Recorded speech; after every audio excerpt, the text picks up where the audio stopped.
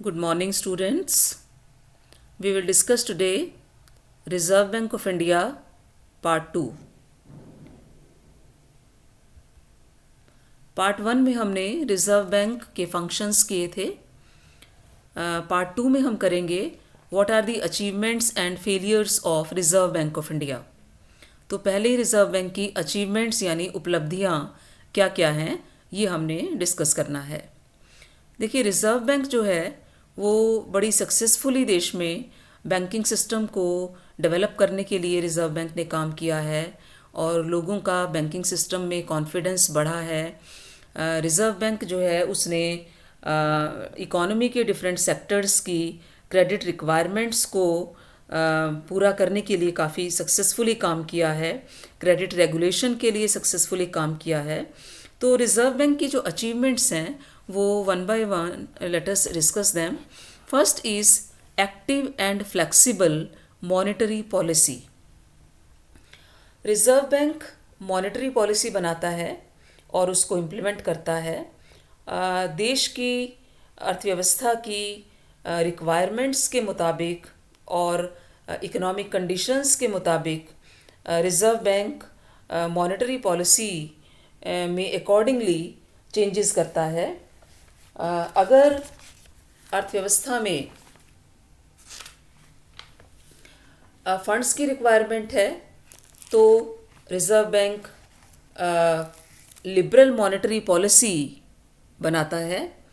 और अगर inflation rate काफ़ी हाई है तब आरबीआई सप्लाई ऑफ मनी को रिड्यूस करने के लिए जो है टाइट मॉनेटरी पॉलिसी अडॉप्ट करता है. तो अकॉर्डिंगली जो है वो मॉनेटरी पॉलिसी जो है वो एक फ्लेक्सिबल और active monetary policy reserve bank जो ये फंक्शन है उसमें ये सक्सेसफुली काम करता है. Second is encouragement to savings and investment. Savings यानी बचतों और निवेश को प्रोत्साहन. आरबीआई जो मॉनेटरी पॉलिसी बनाता है वो इस प्रकार से बनाता है कि लोगों को ज़्यादा सेविंग करने के लिए एनकरेज किया जा सके. जो डिपॉजिट्स के ऊपर इंटरेस्ट रेट है वो सेविंग्स को अट्रैक्ट करने के लिए सफिशेंट हो. और इस प्रकार से रिज़र्व बैंक ने सेविंग्स को बढ़ाने के लिए बैंकिंग फैसिलिटीज़ को पूरे देश में एक्सटेंड किया है, उसका विस्तार किया है. और इन्वेस्टमेंट को इनकरेज करने के लिए रिज़र्व बैंक जो है वो ऐसे मेजर्स अडॉप्ट करता है ताकि प्रोडक्टिव पर्पस के लिए इजीली जो है वो लोन्स अवेलेबल हो सकें लो रेट ऑफ इंटरेस्ट के ऊपर. तो इस प्रकार से सेविंग्स और इन्वेस्टमेंट को इनकरेज करके आरबीआई ने देश में इकोनॉमिक ग्रोथ को प्रमोट करने के लिए और कैपिटल फॉर्मेशन को बढ़ावा देने के लिए सक्सेसफुली काम किया है. Third is effective management of government funds. Reserve bank जो है वो सेंट्रल गवर्नमेंट और स्टेट गवर्नमेंट की बैंकिंग एक्टिविटीज़ को हैंडल करता है और इसमें बड़ी सक्सेसफुली आरबीआई ने काम किया है.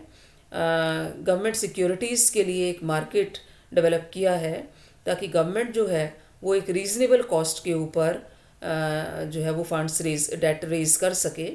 और गवर्नमेंट के लिए मतलब इस आरबीआई ने सक्सेसफुली पब्लिक डेट को मैनेज किया है हमेशा.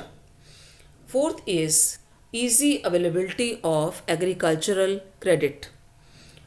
जो एग्रीकल्चर सेक्टर के लिए क्रेडिट की रिक्वायरमेंट है उसको पूरा करने के लिए आरबीआई ने काफ़ी काम किया है.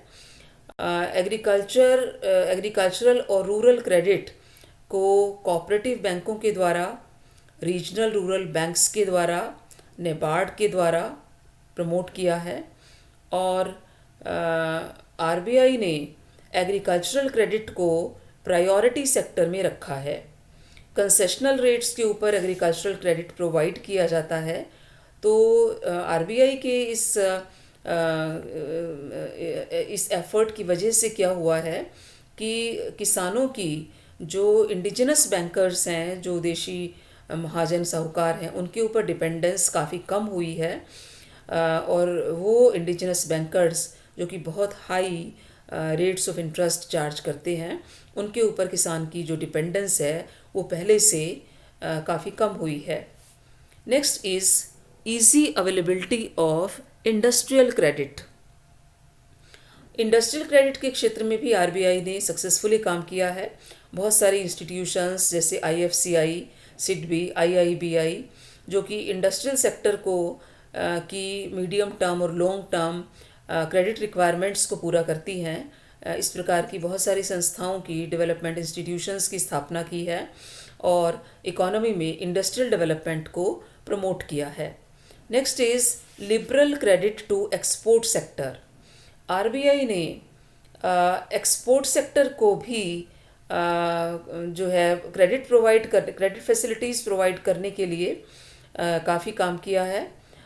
उनको कंसेशनल क्रेडिट जो है वो प्रोवाइड कराना, रीफाइनेंस फैसिलिटीज़ और कमर्शियल बैंक्स को रीफाइनेंस फैसिलिटीज़ प्रोवाइड कराना, गारंटी देना और एग्जिम बैंक की स्थापना, इस काम के लिए एग्जिम बैंक की स्थापना की ताकि एक्सपोर्टर्स और इंपोर्टर्स को क्रेडिट फैसिलिटीज़ जो हैं वो प्रोवाइड की जा सकें।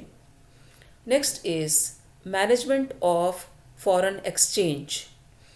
आरबीआई का जो ये काम है इसको भी आरबीआई ने बहुत अच्छे तरीके से पूरा किया है कि फ़ॉरेन एक्सचेंज का जो मैनेजमेंट है और कंट्रोल है, ये फ़ॉरेन एक्सचेंज मार्केट में पार्टिसिपेट करता है ताकि रुपए की जो एक्सटर्नल वैल्यू है उसमें जो फ्लक्चुएशंस हैं वो ना हो, उनको चेक किया जा सके और इसके लिए ये फॉरेन करेंसीज़ को की सेल परचेज़ भी मार्केट में करता है ताकि उनकी जो डिमांड एंड सप्लाई है वो डिज़ायर्ड डायरेक्शन में रेगुलेट की जा सके। तो इस प्रकार से ये एक्सचेंज रेट को इनडायरेक्टली इन्फ्लुएंस करता है और फॉरेन एक्सचेंज रिजर्व्स का एक जुडिशियस इन्वेस्टमेंट करता है। Next is effective clearing house facility. Reserve Bank of India जो है वो एक जो क्लियरिंग हाउस फैसिलिटी है उसमें भी वो इफ़ेक्टिवली प्रोवाइड कराने में रिज़र्व बैंक का कंट्रीब्यूशन बहुत ही जो है वो प्रशंसनीय रहा है, काफ़ी सक्सेसफुल रहा है। आरबीआई ने इसके लिए कई मैकेनिज़्म इंट्रोड्यूस किए हैं जैसे आरटीजीएस है, नेफ्ट है, ईसीएस है, ताकि फ़ंड्स की जो मूवमेंट है एक अकाउंट से दूसरे अकाउंट में फैसिलिटेट हो और सेफ हो, फास्टर हो, ठीक है। और आरबीआई ने इस पेमेंट बैंक्स को भी जो है वो अलाउ किया है जो पब्लिक है उसको पेमेंट सर्विसेज प्रोवाइड करने के लिए। Next is provision of useful information and data. Reserve bank economy के डिफरेंट सेक्टर्स का जो डाटा है और इंफॉर्मेशन है वो पब्लिश करता है, ठीक है। रिज़र्व बैंक के कई पब्लिकेशंस हैं जैसे कि आरबीआई बुलेटिन है, handbook of statistics on Indian economy है, report on trends and progress of banking in India है। तो ये जो पब्लिकेशंस हैं ये बड़े हेल्पफुल हैं क्योंकि इनमें जो डाटा है वो पॉलिसी फॉर्मुलेशन में, इकोनॉमिक प्लानिंग में और रिसर्च में बहुत ही ज़्यादा यूज़फुल होता है। Next is guardian of banking system. RBI ने देश में साउंड बैंकिंग प्रैक्टिसेस को प्रमोट किया है, डेवलप किया है। इससे लोगों का बैंकिंग सिस्टम में विश्वास बढ़ा है और इसने as a guardian of banking system काम किया है।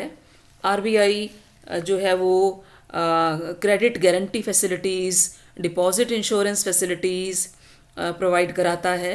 1962 में आरबीआई ने deposit insurance credit guarantee corporation set up किया था और ये बैंक डिपॉजिटर्स को प्रोटेक्शन प्रोवाइड करता है और बैंक्स को गारंटी कवर प्रोवाइड करता है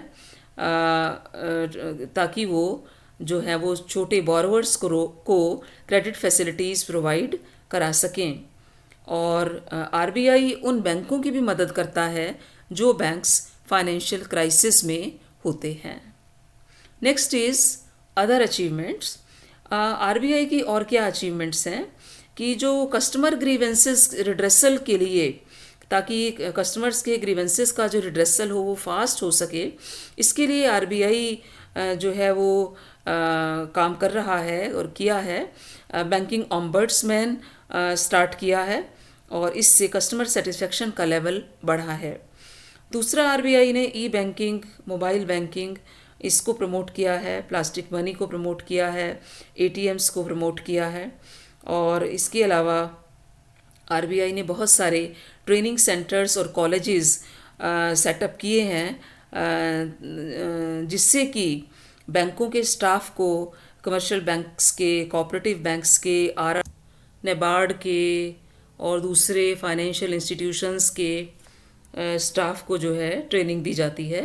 तो इस प्रकार से आरबीआई जो है वो बैंकिंग क्षेत्र में ह्यूमन रिसोर्स के डेवलपमेंट के लिए काफ़ी अच्छा कंट्रीब्यूशन कर रहा है।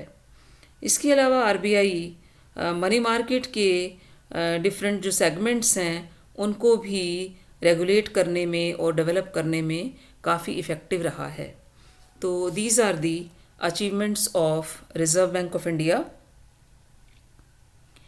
रिज़र्व बैंक ऑफ इंडिया की जो परफॉर्मेंस हम देखते हैं तो हम ये गर्व के साथ कह सकते हैं कि रिज़र्व बैंक ने देश के विकास में और स्टेबिलिटी को मेंटेन करने के लिए बड़ा इम्पॉर्टेंट कंट्रीब्यूशन दिया है।